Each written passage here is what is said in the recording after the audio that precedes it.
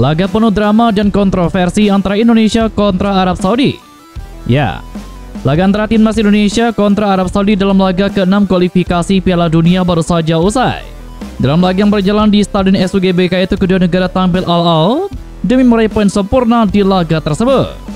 Bermain sebagai tim tuan rumah dan didukung 70.000 pendukungnya di SUGBK, skuad asuhan Sintang tampil luar biasa dengan berusaha mengimbangi tim kuat Asia, yakni timnas Arab Saudi sejak babak pertama laga. Skuad Garuda di babak pertama laga tadi seolah ingin memberi kepercayaan publik sepak bola nasional akan kualitas permainan mereka usai dibungkam Jepang 0-4 pada Jumat lalu, sekaligus membuktikan peluang ke Piala Dunia masih terbuka lebar untuk Indonesia. Skuad asuhan Hefrenal ingin mencuri poin penuh di kandang skuad Garuda usai di pertemuan pertama lalu. Mereka ditahan imbang oleh timnas Indonesia di kandang sendiri dengan skor akhir 1-1. Timnas Indonesia belum pernah mencicipi hasil kemenangan di round ketiga ini. Dalam pertandingan tadi, Sintang langsung menurunkan 11 pemain terbaiknya untuk menghadapi anak asuh dari Hefrenal. Uniknya, nama Eleanor Renders akhirnya masuk dalam daftar susunan pemain skuad Garuda kontra Arab Saudi. Jalannya babak pertama, tampil di depan puluhan ribu supporter timnas, skuad Garuda langsung bermain menyerang. Terbukti skuad Garuda berhasil mendapatkan peluang pertamanya 1 menit saat laga baru dimulai lewat aksi sontekan Marcelino Ferdinand. Namun sayang, sontekannya masih bisa digagalkan oleh kiper Arab Saudi dan juga tiang gawang Arab Saudi. Skuad Garuda kembali mendapatkan peluang keduanya pada menit keempat. Usai sontekan, Ragnar Oratmangun gagal dikonversi menjadi gol. Tidak berhenti sampai di situ, pada menit ke-7 Rafael Strike juga mencoba melakukan sebuah tusukan one-on-one dengan kiper Arab Saudi. Namun sayang, sontekannya masih melebar di sisi kanan gawang Arab Saudi. Kontroversi sempat terjadi pada menit ke-23 saat Justin Hubner melakukan pelanggaran ke pemain Arab Saudi.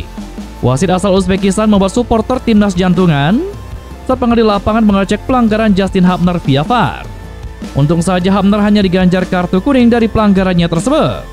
Akhirnya skuad Garuda berhasil menjobol gawang Arab Saudi pada menit ke-31 lewat kerjasama 1-2 Ragnar Oratmangun dengan Marcelino Ferdinand. Dengan satu gocekan, Marcelino berhasil menjebol gawang Arab Saudi. Skor 1-0, Indonesia memimpin.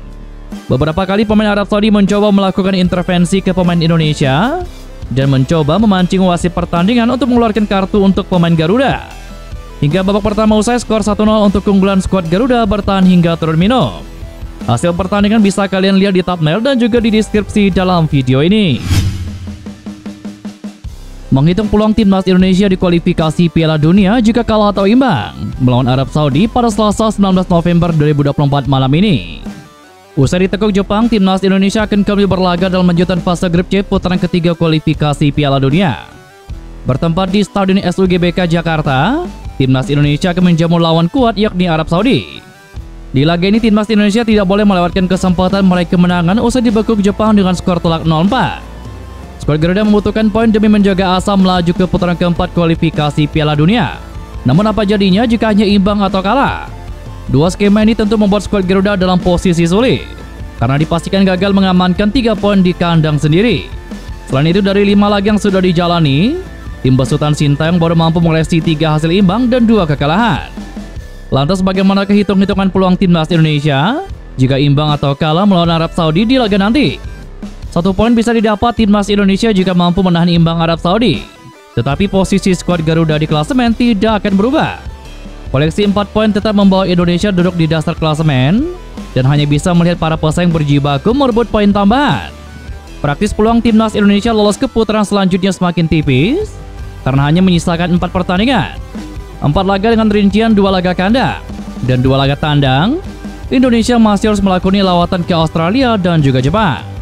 Dengan berharap 2 laga kandang melawan Bahrain dan Cina bisa memberikan koleksi 6 poin, alias mampu memenangi laga. Sementara harapan untuk bisa mencuri poin di kandang Australia dan tidak banyak kebobolan saat melawat ke negeri Sakura. Asumsi Indonesia mampu mengoleksi 11 poin di klasemen akhir grup C, putaran ketiga kualifikasi Piala Dunia. Jika kalah dari Arab Saudi, maka Indonesia akan tertahan di dasar klasemen dengan hanya koleksi 3 poin saja.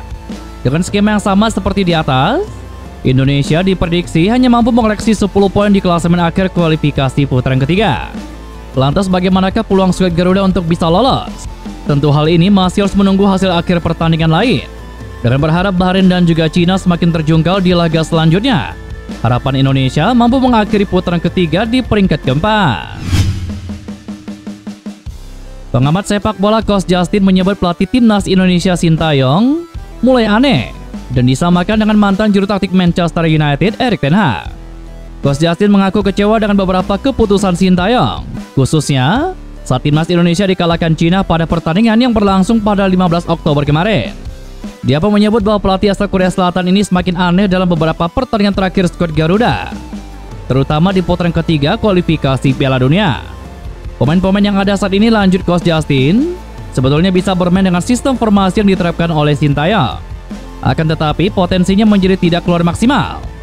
Andai Sintayong bisa memanfaatkan potensi masing-masing pemain, Coach Justin sangat percaya timnas Indonesia bisa tampil lebih baik dan mampu mengalahkan Cina. Menurut Coach Justin, ada kemiripan Sintayong dengan Erik ten Hag soal keputusan untuk tetap memainkan formasi yang sama, meski belum tentu berhasil diterapkan. Timnas Indonesia mengalami peningkatan dalam ranking FIFA meski kena bantai Jepang dengan skor 0-4 di kualifikasi Piala Dunia. Skuad Garuda menelan pil pahit dalam laga pertamanya di putaran ketiga kualifikasi Piala Dunia pada bulan November ini. Mereka kandas dengan skor 0-4 setelah sempat mengawali permainan dengan 3 peluang yang mengancam. Sebelum laga ini, timnas Indonesia berada dalam ranking FIFA ke-130, imbas dari 2 hasil minor pada bulan Oktober lalu. Saat itu skuad Garuda menderita hasil imbang 2-2 melawan Bahrain, dan kemudian dikandaskan dengan skor 1-2 oleh Cina.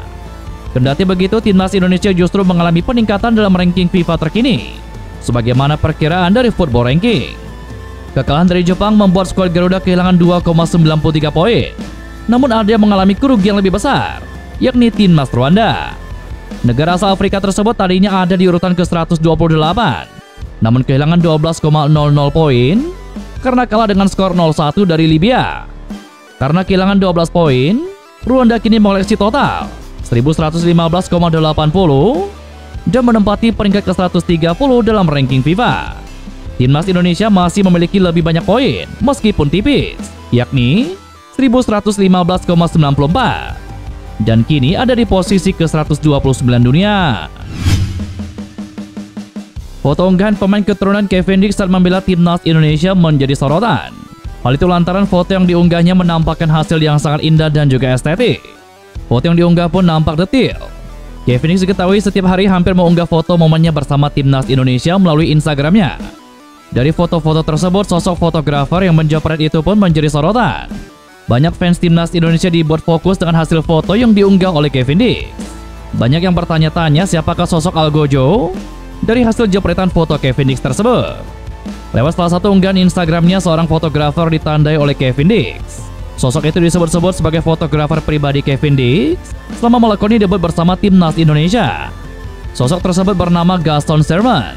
Dia juga merupakan fotografer FC Copenhagen.